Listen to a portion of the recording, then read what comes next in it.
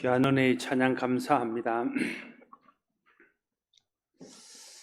오늘은 예수님께서 우리 죄를 대신하여 십자가에 달려 돌아가셨다가 우리의 영원한 부활의 생명의 첫 열매가 되셔서 영생을 주시기 위해서 부활하신 부활절 아침입니다.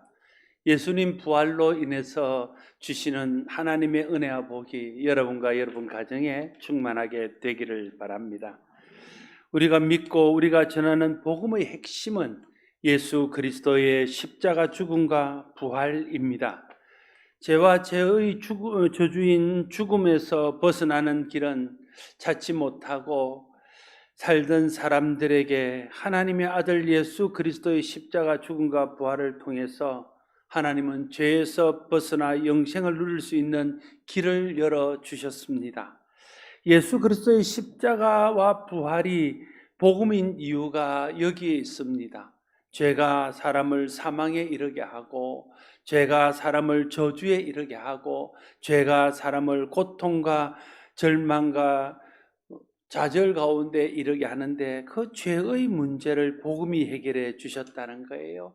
그 죄로 인한 모든 저주가 십자가와 부활을 통해서 풀렸다는 거예요. 그래서 예수 그리스도의 십자가와 부활은 우리에게 좋은 소식이고 복된 소식이 바로 복음이 되는 것입니다. 오늘 본문은 예수님의 부활의 의미와 예수님의 부활을 목격한 사람들에 대해서 기록하고 있습니다.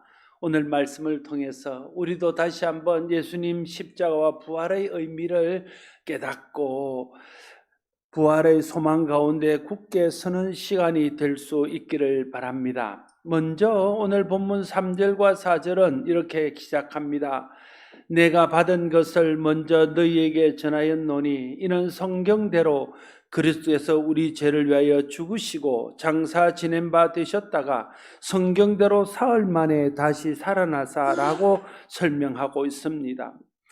바울이 고린도 교회에 복음을 전하면서 그가 받은 복음, 그가 전하고자 하는 복음, 하나님이 우리에게 주신 복된 소식, 그가 받은 것을 교인들에게 전하고 싶어하는 복된 소식이 무엇인지에 대해서 이렇게 설명하고 있는 것입니다. 오늘 이 말씀에서 강조하는 것은 성경대로 예수님이 우리 죄를 위하여 죽으셨다는 것과 성경대로 예수님이 사흘 만에 살아나셨다는 것입니다. 성경대로라는 말은 예수님의 십자가 부활이 하나님의 약속의 성취라는 사실을 나타내는 말입니다. 하나님께서는 범죄한 하나님의 자녀들을 구원하시기 위하여 창세기 3장 15절에서부터 예수 그리스도를 이 땅에 보내주시고 그가 우리 죄를 대신하여 죽었다가 살아남으로 우리를 죄의 저주에서 구원해 주실 것을 약속하셨습니다. 여인의 후손으로 이 땅에 올 것을 약속하셨고 아브라함의 후손 다윗의 후손으로 이 땅에 오실 것을 약속하셨고 성령을 통해서 잉태하실 것을 약속하셨고 우리 죄를 대신하여 예루살렘에 올라가서 십자가의 고통을 당하고 다시 살아날 것을 약속하셨습니다. 예수님이 이 땅에 계실 때에도 예수님께서 십자가를 지고 죽으시겠지만 사흘 만에 부활하셔서 주와 그리스도가 되실 것을 제자들과 주님의 말씀을 듣는 사람들에게 약속하셨습니다. 성경대로라는 말은 그 약속하신 대로 그 약속이 하나님의 때가 되어서 성취되었다는 것을 나타내는 말입니다. 예수님의 십자가는 우리를 구원하시기 위한 하나님의 계획의 성취입니다. 예수님의 부활은 우리에게 영원한 생명을 주고 죽음의 생명에서 벗어나서 부활의 생명으로 영원히 살게 하기 위한 하나님의 계획의 성취입니다. 예수 그리스도의 십자가 부활은 이미 성경에 예언된 하나님의 구원에 대한 계획이 그대로 이루어졌음을 우리에게 보여주는 증거라고 할 수 있습니다. 성경에서 말하는 구원은 특별히 죄에서의 구원을 말하는 것입니다. 죄가 사람을 죽음에 이르게 하고, 죄가 사람을 하나님과 분리되게 하고, 죄가 하나님의 은혜에서 멀어지게 하고, 죄가 고통과 불행 속에 우리를 빠뜨리기 때문에 그 죄에서 구원받는 것이 진정한 의미의 구원입니다. 죄에서 구원받고 죄의 형벌인 죽음에서 구원받는 것이 성경에서 말하는 구원입니다. 예수 그리스도의 십자가와 부활의 복음이 바로 이 죄의 문제를 해결한, 죄에서 우리를 구원하신 복음의 핵심이 되는 것입니다. 예수님의 십자가를 통해서 죄의 문제가 해결되었습니다. 예수님의 부활을 통해서 죽음의 문제가 해결되었습니다. 그래서 십자가와 부활의 복음은 죄와 죽음의 문제를 해결한 복음 중에 복음입니다. 복음이 죄의 해결책이라면 성경적인 의미의 복음을 우리가 알아야 되고, 그러면 복음을 알기 위해서는 성경이 말하는 죄가 무엇인지를 아는 것이 중요합니다. 성경적인 의미의 죄에 대해서 알아야 성경이 말하는 복음에 대해서도 이해할 수 있습니다. 사람들이 복음을 제대로 이해하지 못하는 이유는 성경이 말하는 죄에 대해서 잘못 이해하거나 제대로 이해하지 못하기 때문에 복음을 복음으로 이해하지 못하는 것입니다. 그래서 복음을 이해하기 위해서는 먼저 성경이 말하는 죄가 무엇인지를 이해하는 것이 중요합니다. 성경이 말하는 죄는 우리가 일반적으로 생각하는 죄와는 다릅니다. 우리가 일반적으로 죄라고 생각하는 것은 윤리적인 개념의 죄입니다. 윤리적인 개념의 죄는 사람과 관계되는 거예요. 사람들과의 관계 속에서 우리가 사람을 속이고 사람의 것을 빼앗고 그 사람에게 해를 입히고 하는 이런 일들, 사람들이 모여 사는 이 공동체에 해를 입히고 사람들에게 불편을 끼치는 이러한 도덕적이고 윤리적인 사람과의 관계에서의 죄를 우리는 흔히 죄라고 생각하고, 우리의 개념 속에 죄라고 말하면 그런 것들이 먼저 떠오른다는 거예요. 그런데 여러분, 도덕적이고 윤리적인 개념의 죄를 죄라고 생각하는 한 하나님이 우리에게 주신 십자가 부활의 복음을 복음으로 받아들이는 것은 어렵습니다. 우리의 행위로 짓는 것을 죄라고 생각한다면 하나님 그 죄를 해결하는 방법도 우리의 행위에서 우리를 행위를 고치는 것이기 때문에 그렇습니다. 그러나 성경적인 의미의 죄는 하나님과의 관계에서 일어난 일들을 말합니다. 죄를 이해할 때 하나님과의 관계 속에서 이해해야 성경적으로 죄를 이해할 수 있고, 그렇게 성경적으로 죄를 이해해야 성경이 우리에게 말하는 복음을 복음으로 받아들일 수 있습니다. 그러면 하나님과의 관계에서 죄가 있다는데 그 하나님과의 관계에서 죄는 무엇입니까? 결론부터 말하자면 성경이 말하는 죄는 하나님에 대한 불순종이 죄입니다. 하나님 말씀을 거역하고 하나님 말씀에 불순종한 것을 성경은 죄라고 규정하고 있습니다. 하나님께서 사람을 창조하시고 하나님이 만드신 가장 사람이 살기에 완벽한 조건인 에덴 동산에 살게 하셨습니다. 에덴 동산에는 먹기에 좋은 것과 보기에 아름다운 것으로 가득 찼습니다. 먹기에 좋은 것들은 우리가 먹을 수 있는 채소와 우리가 먹을 수 있는 과일을 말합니다. 보기에 아름답다는 것은 우리가 보는 이런 꽃들, 이 아름다운 새싹들 이런 걸 말하는 거죠. 하나님은요 그냥 먹고 사는 문제만 해결시켜 준 것이 아니라 우리의 정서적으로 아름다움을 느끼며 행복을 느낄 수 있는 것조차 에덴 동산에 다 만드셨다는 거예요. 에덴 동산에는 부족함이 없습니다. 그 모든 것을 다 누릴 수 있도록 허락하셨습니다. 그것이 에덴 동산입니다. 그런데 하나님께서 에덴 동산 가운데에 선악을 알게 하는 나무를 만드시고 그 선악을 알게 하는 나무의 열매는 먹지 말라고 명령하셨습니다. 그것을 먹는 날에는 반드시 죽을 것이라 하셨습니다. 선악을 알게 하는 나무는요 하나님과 사람을 구별하는 구별점입니다. 사람들이 에덴 동산에 있는 모든 것들을 자기 것처럼 누리다가, 그래서 자기가 하나님인 것처럼 생각하며 살다가 선악을 알게 하는 나무를 바라보는 순간 내가 하나님이 아니지. 이것을 만들어서 내게 주신 분이 계시지. 나는 하나님이 아니지. 나는 하나님께 순종하며 이 모든 것을 누리는 사람이지. 그걸 선악과를 보면서 깨닫는 거예요. 선악과는 하나님의 하나님 되심을 알게 하고 하나님이 천재의 창조주이심을 기억하게 하고 나는 그 창조주의 은혜 안에 사는 피조물인 것을 기억하기 위해서 만든 것이 선악과였다는 거예요. 그런데 사단이 그 하나님과 우리의 구별을 무너뜨리고 우리가 하나님처럼 될 수 있다는 것을 유혹하면서 선악과를 먹게 하지 않습니까? 그래서 어리석은 사람이 선악과를 먹고 선악과를 범합니다. 선악과를 먹었다는 것은 단순히 독이 든 사과를 먹은 게 아니에요. 선악과를 먹었다는 것은 하나님의 말씀을 어겼다는 거예요. 하나님의 말씀이 하나님의 법입니다. 하나님의 법을 어겼다는 것입니다. 하나님 말씀에 불순종했다는 것입니다. 그게 죄의 본질이에요. 그러니까 죄의 본질은 아담과 하와의 죄에서부터 찾아야 되는 건데 그 아담과 하와의 죄의 본질은 뭐냐면 하나님의 말씀에 불순종한 것, 하나님의 법에 불순종하여 하나님의 법을 거역한 것, 그것이 죄의 본질이라는 거예요.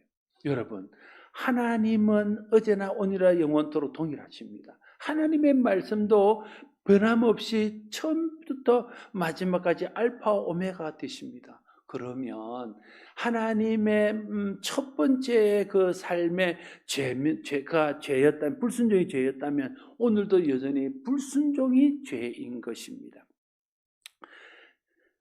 선악과를 금한 것이 하나님의 말씀이고 하나님의 법입니다. 선악과를 먹은 것은 하나님 말씀을 어긴 것이고 하나님의 법을 어긴 것입니다. 이 하나님의 법인 하나님 말씀에 대한 불순종이 죄이고 그 죄의 결과가 죽음으로 나타나는 것입니다. 그러니까 여러분, 우리가 이 시간에 다시 한번 마음속에 정리해야 될 것은 죄에 대한 개념과 의에 대한 개념입니다. 우리는 흔히 죄를 말할 때에 윤리적인 죄를 말합니다. 그러면 의에 대해서 말할 때도 윤리적인 의를 생각하는 거예요. 다른 사람들보다 좀 착하게 살고 다른 사람들보다 법을 좀 더 잘 지키고 살면 자기는 의인이라고 생각하고 자기를 죄인이라고 생각하지 않아요. 그 사람들에게 죄인이라고 말하면 나는 죄가 없다 이렇게 말하는 거죠. 그렇게 해서 윤리적인 면에서 생각하니까 죄를 죄로 여기지 않고 회개하지 않고 복음을 받아들이지 않습니다. 첫째를 생각해서는 죄는 하나님과의 관계에서의 죄이고 하나님과의 관계에서의 죄의 본질은 하나님 말씀에 불순종하는 것이다 하는 거죠. 그러니까 하나님의 말씀에 불순종하는 것이 죄라면 의를 생각할 때도 의도 하나님 말씀에 순종하는 것이 의입니다. 그럼 어떤 사람이 죄인입니까? 하나님 말씀에 불순종하는 사람이 죄인입니다. 그럼 어떤 사람이 의인입니까? 하나님 말씀에 순종하는 사람이 의인입니다. 하나님 말씀이 진리고 하나님 말씀이 의이기 때문에 그 말씀을 따르지 않는 것은 불이고 죄이고 하나님 말씀이 진리고 의이기 때문에 그 말씀을 따르는 사람은 의이고 의인이 된다는 것입니다. 이걸 먼저 정리가 딱 돼야 그래야 복음에 대해서 온전한 이해를 할 수 있습니다. 죄가 하나님 말씀에 대한 불순종이라면 죄의 문제를 해결하는 것은 하나님 말씀에 순종하는 것으로 해결할 수 있습니다. 죄가 하나님과의 관계에서 일어난 일이라면 죄의 해결은 하나님과의 관계를 회복하는 데서부터 일어날 수 있다는 것을 먼저 기억해야 됩니다. 예수 그리스도의 십자가 죽음과 부활은 하나님께서 하나님과의 관계에 또 하나님의 말씀에 대한 불순종으로 일어난 죄의 문제를 해결시키기 위해서 하나님이 우리에게 주신 새로운 방법입니다. 처음 사람 아담과 하와는 하나님 말씀에 불순종하여 죄인이 되어서 죄의 형벌인 죽음을 당했습니다. 하나님의 아들 예수 그리스도께서는 그 아담으로 인하여 생긴 죄값을 대신 치르고 십자가에 달려 죽으심으로 아담의 불순종으로 인하여 시작된 사람의 죄 문제를 하나님께 순종하는 것을 통해서 해결하셨습니다. 하나님께서 예수 그리스도 십자가를 통해서 죄 문제를 해결하시고 이제 누구든지 예수 그리스도의 십자가 부활을 믿는 사람은 죄 용서받고 죄의 형벌에 쓰인 죽음에서 벗어나서 영원한 생명을 누릴 수 있도록 하셨습니다. 이것이 복음입니다. 이것이 하나님께서 사람을 구원하시기 위해서 우리에게 주신 새로운 은혜의 법입니다. 그래서 로마서 8장에는 그리스도 예수 안에는 결코 정죄함이 없나니 사망의 법에서 생명의 성령의 법이 죄와 사망의 법에서 우리를 구원하셨다 말합니다. 죄와 사망의 법은 율법입니다. 죄를 짓는 사람은 죽음을 가는 것이죠. 그래서 생명과 성령을 보면 성령을 통해서 예수 그리스도의 복음을 깨달은 사람이 그것에 순종할 때 구원받는 법이 생명과 성령의 법입니다. 이제 우리는 죄와 사망의 법에 의해서 구원받고 구원받지 못하고가 결정되는 것이 아니라 생명의 성령의 법에 의해서 구원받고 구원받지 못하고가 결정된다는 것을 알아야 됩니다. 그래서 죄의 기준이 달라진 것처럼 구원의 기준도 달라졌습니다. 아담 때는 하나님의 말씀에 불순종하여 선악과를 먹은 것이 죄였고, 지금은 하나님 말씀에 불순종하여 하나님께서 구원의 길로 주신 예수 그리스도의 십자가 부활을 믿지 않고 받아들이지 않는 것이 죄입니다. 아담 때에는 하나님의 말씀에 불순종하여 선악과를 먹는 사람이 죄인이었지만, 지금은 하나님의 말씀에 불순종하여 예수 그리스도의 십자가 부활의 은혜를 믿지 않는 사람이 죄인입니다. 죄의 기준이 바뀌면서 구원의 기준도 바뀌었습니다. 하나님께서 우리에게 주신 구원의 새로운 길은 예수 그리스도의 십자가와 부활의 복음을 믿는 것입니다. 그것이 생명과 성령의 법입니다. 예수님의 십자가는 죄의 문제를 해결해 주시기 위해 하나님께서 우리에게 베푸신 하나님의 은혜와 사랑의 표입니다. 예수님의 부활은 예수 믿는 사람은 죽어도 예수님처럼 다시 살아서 영원히 죽지 않는 부활의 생명으로 영생할 수 있다는 것을 우리에게 보여주신 약속의 표입니다.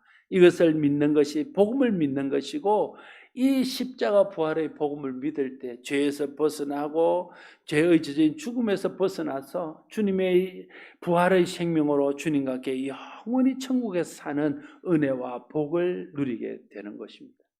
그래서 구원을 위해 해야 될 일은 예수 그리스도의 십자가와 부활의 복음을 받아들이고 믿는 것입니다. 저와 여러분들이 이미 그렇게 믿고 있는 줄로 믿는데, 여러분, 우리가 죄의 개념이나 구원의 개념을 그냥 이렇게 설명을 들어서 피상적으로 아는 것으로 내가 믿는다고 생각하면 그건 부족한 거예요. 그래서 주님 우리에게 주신 것이 성령님이십니다. 여러분, 성령님의 도우심을 구하면서 성령의 은혜 안에서 십자가 부활의 의미를 깨달아야 돼요. 여러분, 초대교회의 12 제자들과 초대교회 성도들을 기억해 보십시오. 그들이 주님의 가르침을 받았습니다. 주님이 십자가에 달리는 것을 직접 보았습니다. 주님이 부활하신 것을 보았습니다. 그런데도 그 의미를 깨닫지 못하고 오늘 장로님 기도했듯이 엠마오로 가는 제자들은 실망해서 내려가는 거예요. 그러나 성령님이 그들에게 임했을 때 그 성령을 통해서 죄가 무엇인지를 깨닫고 예수님의 십자가와 부활의 의미가 무엇인지를 깨달으면서 예수님의 십자가와 부활의 복음이 진짜 복음이고 사람을 살리는 구원의 유일한 길이라는 것을 그들이 알게 되었다는 거예요. 그래서 그들은 생명을 걸고 그 복음을 전하고 생명을 걸고 부활의 소식을 전하는 일에 그들의 일생을 걸었던 것을 알게 됩니다. 사도 바울은 그래서 우리가 구원받은 후에 구원받은 사람은 복음으로 구원받은 사람은 복음에 합당한 삶을 살아야 된다고 우리에게 말합니다.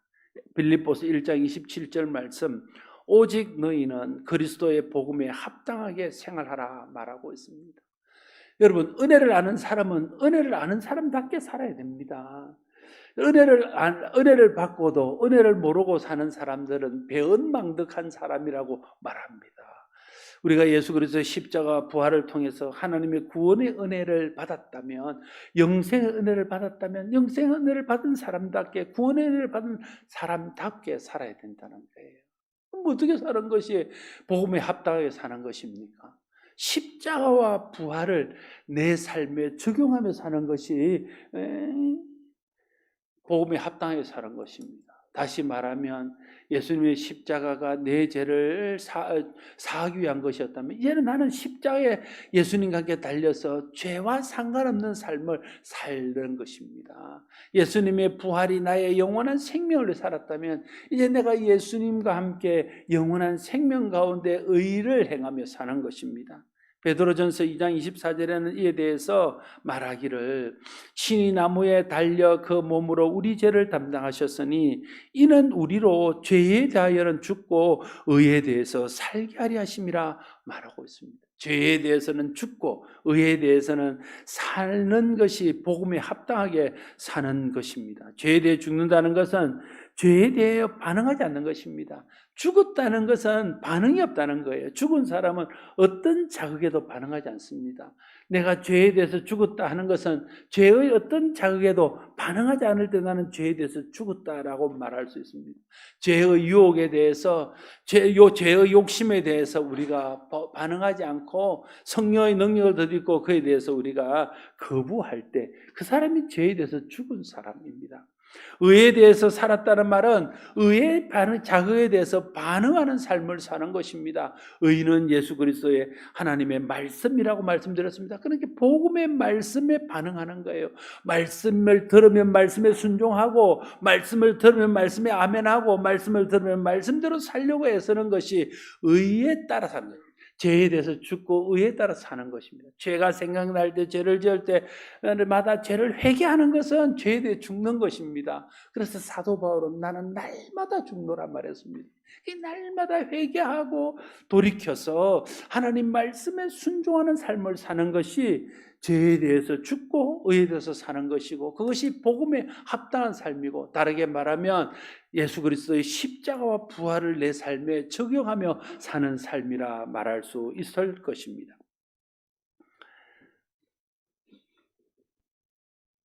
우리 죄를 위해 주님께서 십자가에 달리시고 우리의 영원한 생명을 위해서 주님이 부활하셨다면 그 은혜로 우리가 구원받고 그 은혜로 영생을 누린다면 우리는 그것을 또한 다른 사람과 나눠야 할 것입니다.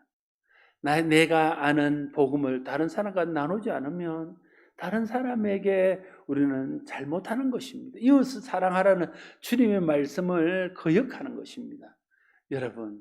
여러분이 이웃을 얼마나 사랑하는지를 제가 잘 압니다. 왜냐하면 여러분들이 TV에서 좋은 소리를 하나 들었으면 와서 얼마나 전파하는지 우리 집사람이 중보기도 모임을 갔다 오면 거기서 들었던 이야기를 간혹 하는데 얼마나 좋은 복음들이만 주로 건강의 복음들입니다. 그런 복음들이 얼마나 강력한 힘을 가지고 능력을 가지고 전파가 되는지 왜 그럴까요? 사랑하기 때문에. 니도 그걸 알아서 그걸 먹고 건강하라고 병들지 말라고 니도 그런 것을 행해서 니도 건강하게 살라고 형제를 사랑하기 때문에 하는 것 아닙니까? 육체의 건강을 위한 복음을 그렇게 우리가 형제와 나눈다면 그래서 형제의 사랑을 실천한다면 우리의 영원한 생명을 위한 이 복음을 나누는 일은 얼마나 더 중요하겠습니까? 그것을 내가 알고도 나 혼자만 누리고 그것을 전하지 않는다면 우리는 형제를 사랑하지 않는 죄를 짓는 것입니다. 죄 중에 가장 큰 죄가 뭘까요? 하나님을 사랑하고 이웃을 사랑하는 것이 성경의 요약이라면 하나님 사랑하지 않고 이웃 사랑하지 않는 것이 가장 큰 죄입니다. 하나님 사랑하지 않는 표는 하나님께 순종하지 않는 것입니다. 이웃을 사랑하지 않는 것은 이웃에게 좋은 것을 나누지 않는 것입니다. 우리에게 있는 생명의 복음을 나누는 것이 주님의 말씀에 순종하여 이웃 사랑을 실천하는 것이고 가장 큰 계명인 하나님 사랑, 이웃 사랑을 실천하는 것입니다. 또한 그것은 복음에 합당한 삶을 사는 것이고 예수 그리스도의 십자가 부활을 우리의 일상에서 적용하며 사는 것이라 말할 수 있습니다. 예수 그리스도께서 죄에서 우리를 구원하시기 위해서 성경대로 죽으셨다가 우리에게 부활의 생명, 영생을 주시기 위해서 성경대로 다시 살아나신 부활의 아침입니다. 오늘 주님의 부활을 목격한 사람들이 열거되고 있습니다. 베드로를 비롯해서 12 사도들과 또 500명의 성도들이 동시에 예수님의 부활을 목격했고 야고보와 나중에서는 바울이 고백하기를 만삭되지 못한 자 같은 자신에게도 부활하신 주님이 나타나셔서 자기도 부활하신 주님을 다메섹 도상에서 만나노라고 그는 고백하고 있습니다. 이렇게 부활의 은혜를 경험한 이 사람들, 부활의 목격자로 오늘 성경에 기록된 이 사람들은 어떻게 살았습니까? 그들의 삶은 부활의 복음에 합당한 삶을 살았던 사람입니다. 복음에 합당한 삶을 어떻게 살았습니까? 그들은 주님 부활하신 그 은혜, 주님 십자가 부활의 복음의 기쁨을 날마다 감사하며 모여서 하나님을 예배하고 찬미하며 나누어서 서로 떡을 떼고 교제하면서 하나님 은혜를 나누고, 또 그것도 부족해서 가난한 사람들을 돕기 위해서 자기의 것을 자기 것이라 말하지 않고 내어놓고 나누는 그런 천국 같은 삶을 살고, 자기들이 누리는 그 천국 같은 삶을 다른 사람도 함께 누리기를 원해서 나가서 예수 그리스도의 십자가 부활의 복음을 전하는 그런 삶을 살았습니다. 그것이 부활을 목격한 이 부활의 목격자들 모두가 동일하게 살았던 삶의 모습이었습니다. 부활을 목격하고 성령을 통해서 예수 그리스도의 십자가와 부활의 은혜를 깨달은 사람들이 살았던 삶의 모습입니다. 그것이 복음에 합당한 삶이었습니다. 그 복음에 합당한 삶으로 인해서 그들이 구원의 감격과 구원의 영생의 은혜를 누렸을 뿐 아니라 그 복음이 오늘의 우리에게 전해져서 우리도 예수 그리스도의 십자가 부활의 은혜를 누리며 살게 되는 것입니다. 특별히 오늘 사도 바울은 이렇게 말하지 않습니까? 부활의 은혜를 성령을 통해서 깨닫고 난 후에 내가 나된 것은 하나님의 은혜다 이렇게 말하고, 내가 하나님의 은혜로 사도가 되어서 복음을 전하는 것, 그것도 하나님 은혜고, 내가 복음을 전하다가 많은 사람들에게 수고하고 고난을 당했지만 그것도 하나님의 은혜라고 그는 말하고 있습니다. 그래서 그는 자기의 모든 삶이 하나님의 은혜이고 하나님의 주신 은혜로 인해서 자기는 지금까지 행한 것이다 말하면서, 그래서 사람들이 바울을 높이고 바울을 칭찬할 때 이건 내가 한 것이 아니라 하나님의 은혜로 된 것이라고 말하고 있는 것입니다. 그게 복음에 합당한 삶을 사는 사람들의 고백입니다. 저와 여러분 속에 오늘 성령께서 역사하셔서 우리 죄가 죄로 깨달아지게 하시고 죄로 인한 저주인 죽음이 얼마나 비참하며 그것으로 인한 고통이 얼마나 긴지를 우리가 알고, 예수님의 십자가 부활이 그 죽음 죄의 고통에서 우리를 건져내셨고 하나님과 더불어 부활의 생명으로 영원히 사는 복을 누리게 하셨다는 것을 기억하면서 그 은혜를 바울처럼 누리며 우리의 모든 삶이 하나님의 은혜임을 날마다 고백하고 하나님께 감사하고, 내가 누리는 그 은혜를 알지 못하는 사람과 나누어서 그들도 예수 그리스도의 십자가 부활의 은혜를 알고 믿어서 그들도 함께 예수 그리스도의 십자가 부활의 은혜 안에 구원받고 영생을 누리게 되는 귀한 역사가 부활을 경험한 저와 여러분을 통해서 계속되어지기를 바랍니다. 기도하겠습니다. 아버지 하나님, 예수님께서 성경대로 십자가에 달려 우리 죄를 대신하여 죽으셨다가 성경대로 다시 살아나셔서 부활의 첫 열매가 되시고 예수 믿는 우리 모두에게 부활의 영원한 생명을 주셨음으로 인하여 하나님을 찬양하고 감사합니다. 이렇게 구원의 은혜를 경험한 우리는 이제 복음에 합당한 삶을 살아서 우리가 누리는 이 구원의 은혜를 많은 사람과 나눠야 됨을 깨닫습니다. 바울이 내가 나된 것이 하나님의 은혜요, 하나님 은혜 때문에 수고하고 내가 한 모든 것이 내가 한 것이 아니요 오직 하나님의 은혜로 된 것이라 고백하는 것처럼 성령님, 우리도 복음의 은혜를 깊이 깨닫고 그것을 누리고 감사하고 찬송하고 그것을 통해서 많은 사람들에게 우리가 누리는 은혜의 복음을 전함으로 그 은혜의 복음으로 인해서 더 많은 사람들이 예수 그리스도의 십자가와 부활의 은혜를 누릴 수 있도록 하는 복음의 증인되는 삶 살게 하여 주시옵소서. 부활의 증인되는 삶 살게 하여 주시옵소서. 십자가의 증인되는 삶 살게 하여 주시옵소서. 예수님 이름으로 기도드리옵나이다.